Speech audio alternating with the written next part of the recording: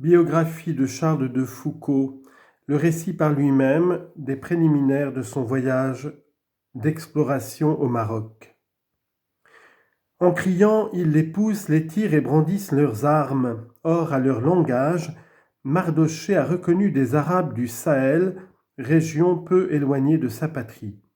À l'instant, il change de plan et se mettant à rire, « Ya, que ne dites-vous que vous êtes des Régibates, je suis des vôtres, que Dieu maudisse Moulay Ibrahim et Moulay Ali. Nous nous appelons Mardochée et Isaac, et nous sommes des Juifs d'Aqqa.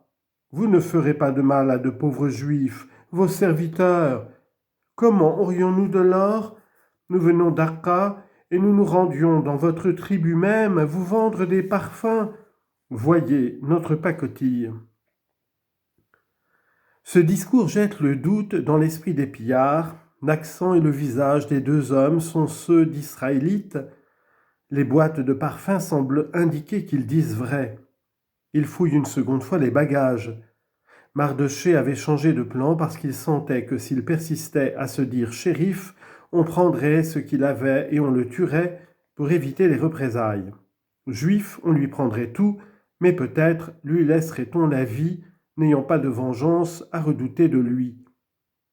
À aucun prix il n'avouerait avoir de l'or, ce qui accroîtrait son péril.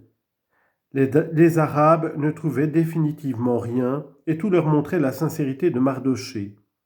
Ils se disposaient à emmener les méharis et l'esclave avec le bagage et à laisser les deux Juifs se tirer d'affaire comme ils pourraient, nus, sans nourriture, sans guide.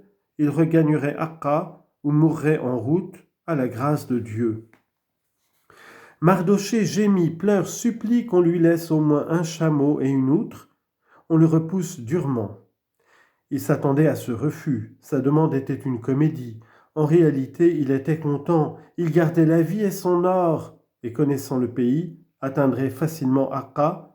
Dans moins d'une heure, quand les Arabes auraient disparu, il partirait. Ses spoliateurs chargent ses méharis et quelques-uns déjà se mettent en marche. Tout à coup, l'un d'eux, en consolidant le bas d'un des 4 animaux, aperçoit par une déchirure des brins de paille du rembourrage. Il en tire un. « Ya, revenez !» s'écrie-t-il. « De la paille, du Soudan, le Juif a menti, il vient du Soudan. » En moins de 2 minutes, tous les Arabes se pressent sur Mardochée. « L'or, l'or !» est le seul cri qu'on entende. « Par Dieu, je n'en ai pas, par notre Seigneur Moïse, je n'en ai pas. » « Oh, mes seigneurs, je n'en ai pas, je n'en ai pas. » Plus d'histoire, on lui met un poignard sur la gorge. « Où est-il ? » « Je n'en ai pas. » On enfonce un peu l'arme. Le sang coule. « Je n'en ai pas, murmure-t-il à demi évanoui. La question recommencera lorsqu'il sera remis. Pendant qu'il reprend ses sens, on passe à l'autre juif. Il voit couler son sang sans avouer. On le laisse pâmer et on court à l'esclave. « D'où viens-tu ? » ?»« De Timbuktu. »« Tes maîtres ont-ils de l'or ? » ?»« Non. » À son tour, il sent la pointe d'une lame s'appuyer sur sa gorge. Le pauvre nègre tremble. « J'ignore s'ils ont de l'or, gémit-il, mais ils ont creusé tout à l'heure au pied de cet arbre, voyez. » C'était inutilement que Mardochée et son compagnon s'étaient laissés blesser et presque égorgés.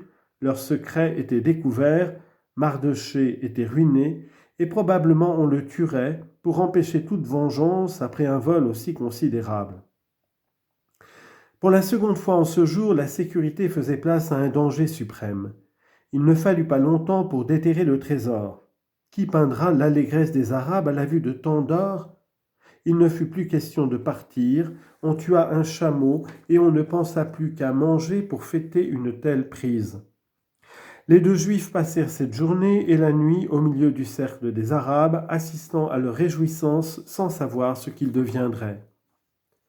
Le lendemain, les Arabes voulurent diviser l'or entre eux. Ils étaient 60 cavaliers. Ne sachant comment faire 60 parts égales, ils ordonnèrent à Mardochée de faire le partage. On mit entre ses mains la petite balance trouvée dans ses bagages, et durant 2 jours, il dut peser son propre or sous les yeux de ses ravisseurs et s'ingénier à leur en composer 60 parts semblables. Le malheureux regardait cela comme un répit. Il s'attendait à être égorgé dès qu'il aurait achevé sa besogne. D'ailleurs, N'allait-il pas périr de faim? Tout aliment lui était refusé. Il se nourrissait d'herbes depuis sa captivité. La plupart des pillards étaient des Regibat. Quelques Oulad d'Elaïm les accompagnaient. Le second jour du partage, Mardoché entendit un des hommes qui l'entouraient parler de la tribu des Shkarna, comme en faisant partie.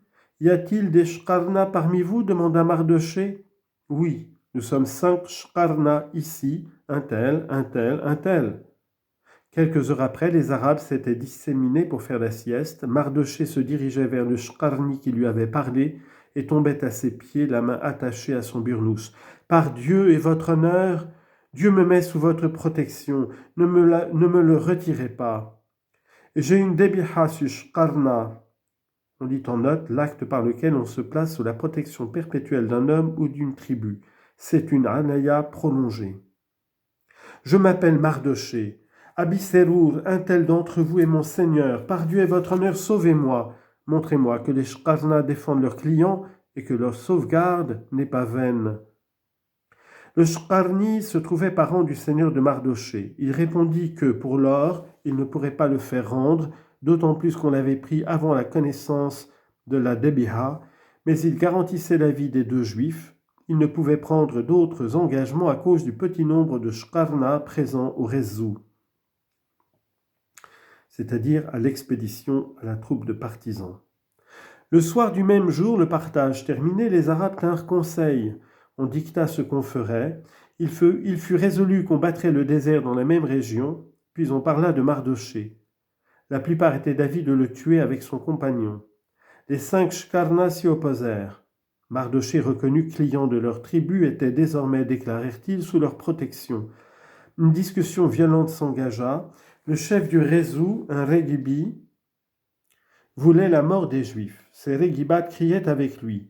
Les Shkarna furent fermes, et quand on les vit prêts à combattre, plutôt que d'abandonner les suppliants, on leur céda. Mardoché mena une triste vie pendant la semaine qui suivit. Le Rezou avait repris ses courses, il parcourait souvent 50 km par jour à une allure rapide. Les 2 Juifs couraient nus à côté des montures des Shkarna dont ils n'osaient s'éloigner. La faim les tourmentait.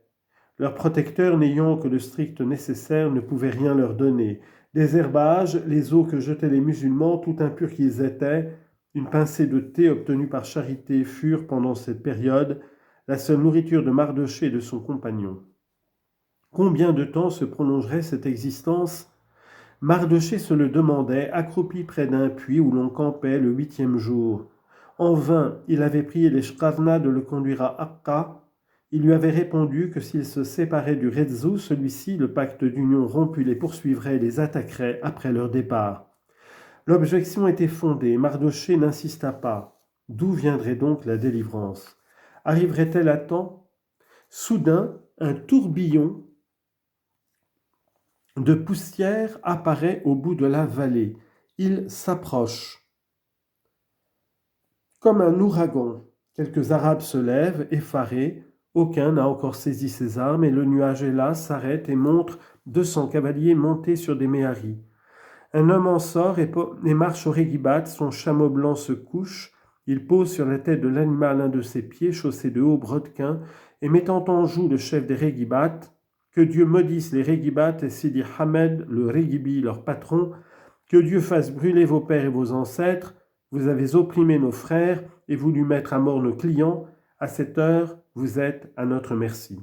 Ya, femme, qui n'avez de cœur que contre les Juifs, vous allez apprendre ce qu'est la parole d'homme. C'était le chef des Shkarna qui parlait ainsi. Célèbre dans le Sahara pour son éclatant courage, on le reconnaissait de loin à sa blanche monture, mieux dressé que le meilleur cheval et instruit à obéir à sa voix. L'homme qui avait pris Mardoché sous sa protection avait envoyé un serviteur l'avertir des dangers que couraient les Shkarna et leurs protégés, et il venait tirer ses frères des mains des Régibat. Les Shkarna n'usèrent de leur avantage que pour emmener les leurs et les 2 Juifs. Mardoché, renvoyé à Akka sous bonne escorte, retrouva enfin sa maison. Quant au Rezou, cette aventure lui porta malheur. Étant allé attaquer une fraction des Béraber, il fut si vigoureusement reçu que son chef et la plupart des cavaliers furent tués et que très peu revinrent. Le Sahara se souvient encore, après 20 ans, du désastre de ce Retsu.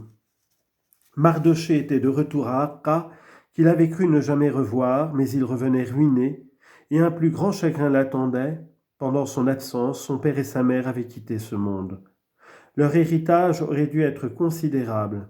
Il se trouva peu de choses. Mardochée, froidement accueilli par ses frères, qui avaient sans doute soustrait une partie de la succession, résolut d'abandonner un pays où il avait trouvé tant de tristesse. Vendant ce qui lui restait, il alla une dernière fois sur la tombe de ses parents, en détachant un petit fragment, relique qui ne devait plus le quitter, et partit avec sa femme pour Mogador. Là commence une nouvelle période dans la vie de Mardochée, période remplie par ses relations avec les Européens et qui embrasse le reste de son existence. À Mogador, il fut découvert par M. Baumier, consul de France, orientaliste consciencieux et membre zélé de la Société de géographie. M. Baumier le mit en rapport avec cette société, laquelle le fit venir 2 fois à Paris et le chargea de mission dans le Maroc méridional.